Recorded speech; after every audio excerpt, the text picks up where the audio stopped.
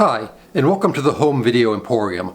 I'm your host, my name is Brendan, and with this channel what I hope to accomplish is to do a full catalog of my entire collection of home videos in order to determine which of these movies still belongs amongst my elite and esteemed collection and which of these titles unfortunately needs to be purged and needs to be put out to pasture in order to make way for some future movies, as there's only so much space here and I'm still looking to add some more titles and I really can't do so without first letting go of some of the overstock. So it's a series that as we're going to go along, we're going to see, hopefully we're going to see some good movies. We're going to let go of some movies, but hey, that's life. Sometimes you have to let go of the past.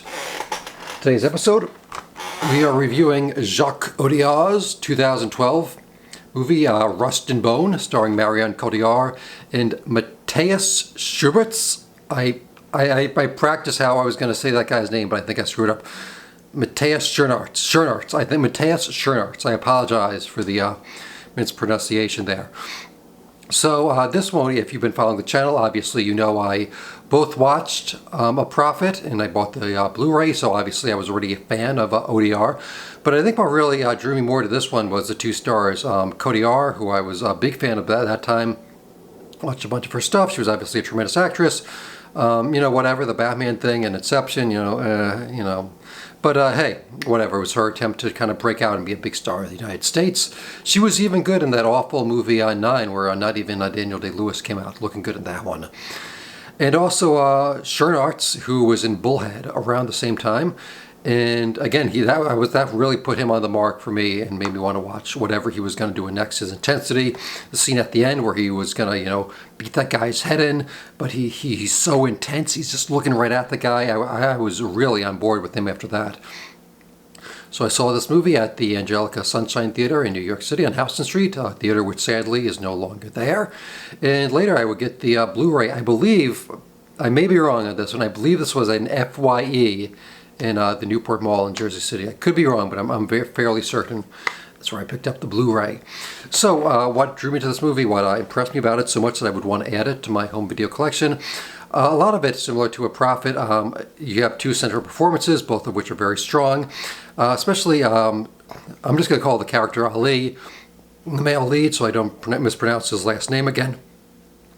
He never really is a character that asks for sympathy, wants sympathy. He is constantly, sometimes intentionally, sometimes not intentionally, doing things that are negatively impacting other people's lives and, their careers at some point, which, really is their lives. At the end, the movie does get a little bit like it wants you to be sympathetic towards him, and he wants you to get the sense that he is a redeemed character. I don't know if I 100% believe that, if he is capable of really doing change and putting other people before him. He is capable of doing that. He really does help with the rehabilitation of Maria, played by Cotillard, as well as his relationship to his son, where he clearly, loves his son and wants to spend time with them, and at the end he's willing to, risk everything to save his son's life. But he's really a bad father throughout the majority of this movie. He's physically abusive. He's constantly neglectful, leaving forgetting to pick the kid up from work. And that's his story, where Cotillard, she's the SeaWorld employee who loses her legs, and her action sequence where she gets the injury is really not very well done. Unfortunately, you can't really see exactly what happens. But you have the weird pitch where it's, a SeaWorld employee with amputated legs falling in love with a bare-knuckle MMA backyard fighter.